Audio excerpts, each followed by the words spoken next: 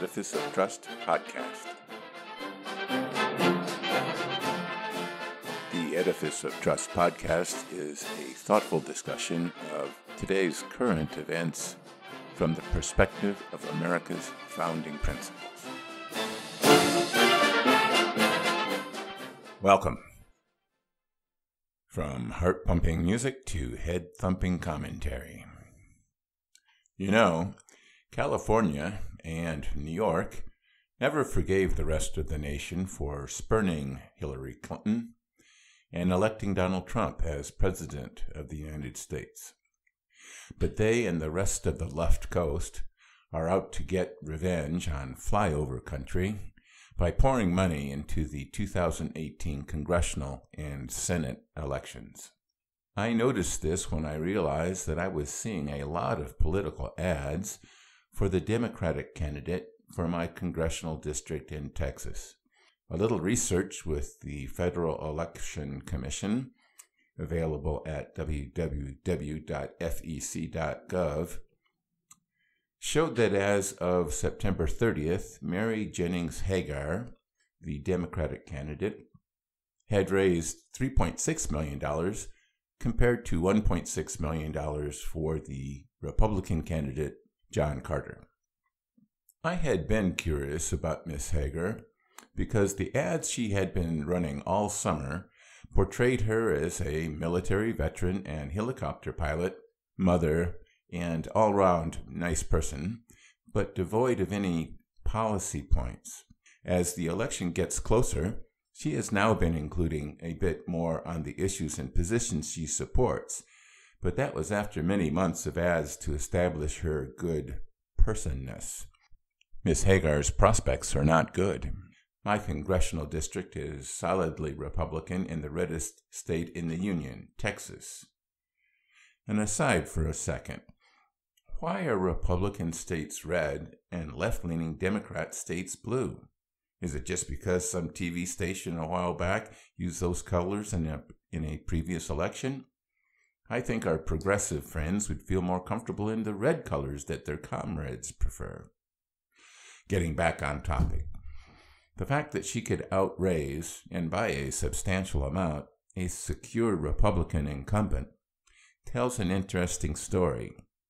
If the Democrats are willing to pour money into an uncompetitive race, what will they be willing to give for a competitive race?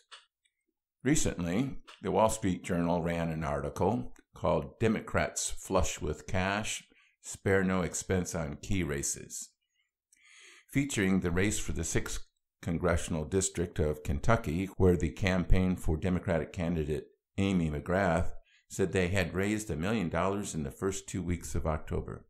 McGrath, in addition to also being a veteran and a Marine pilot, is probably also a nice person. She is running a centrist campaign, from the ads I have seen, in a competitive district, but her funding tells another story. As of September 30th, Ms. McGrath had raised $6.7 million to her opponent's $4.4 million. The FEC's data on state-by-state donations is only from June 30th and also only breaks out donations over $200, so the numbers are not directly comparable. But by the end of June, Andy Barr, the Republican incumbent, had raised $973,000 in his home state of Kentucky, while Miss McGrath had raised only about $386,000. But she had raised a whopping $842,000 in California, New York, and Massachusetts. This was 218% more than in her home state. Mr. Barr's top 3 states outside of Kentucky accounted for only 27% of his funding. Looks like left coast liberals like her a lot better than her home state folks. The Dems like to complain about money in election politics and try to suppress free speech through election campaign laws, but they apparently do not hesitate to use it. They complain about the dark money coming from the Koch brothers, but lap it up when it comes from George Soros.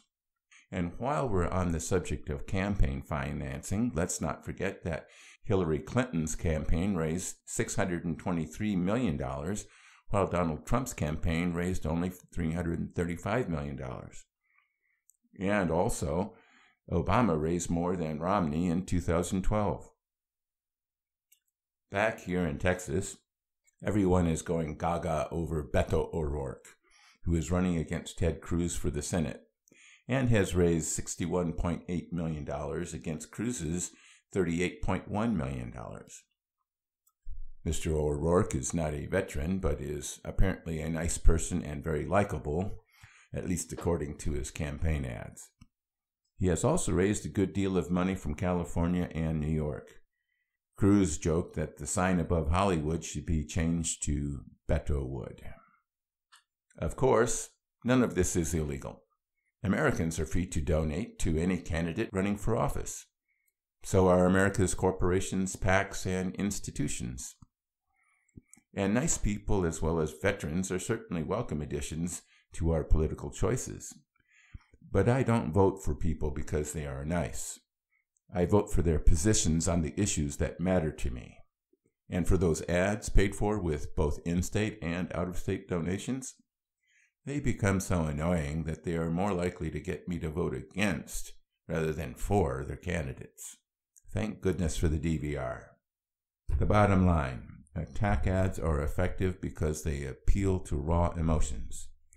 Democracy requires reason so it does not fall into populism and consume itself, to quote President Adams. So ignore the campaign ads. Do some research. Sample ballots are available online. And go out there and vote your conscience. Stay tuned for a brief announcement.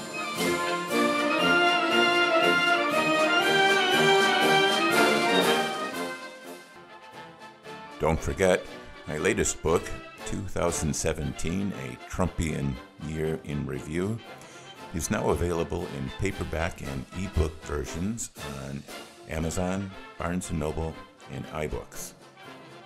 Also available are my previous publications, Principled Policy and Edifice of Trust. And if you want some adventure, try my novel, Tawantin Suyu. More information on these books, plus links to retail outlets, is available on my website, www.edificeoftrust.com. Thank you.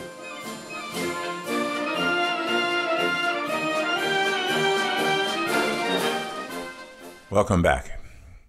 In the short time since I recorded the first segment of this podcast, the Texas Tribune has announced that Beto O'Rourke has gone negative with attack ads because he is slipping in the polls, and also due to his performance in his recent debate with Ted Cruz, a national champion debater at both Princeton and Harvard.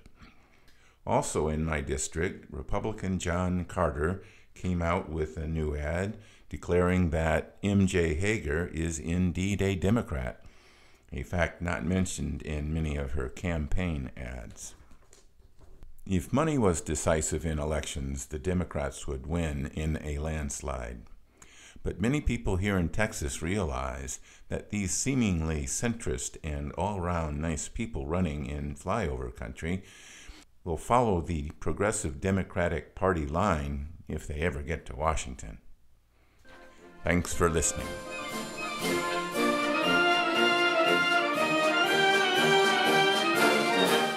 Thanks for listening to my podcast. If you would like to hear more Edifice of Trust podcasts, please don't forget to subscribe. Thank you.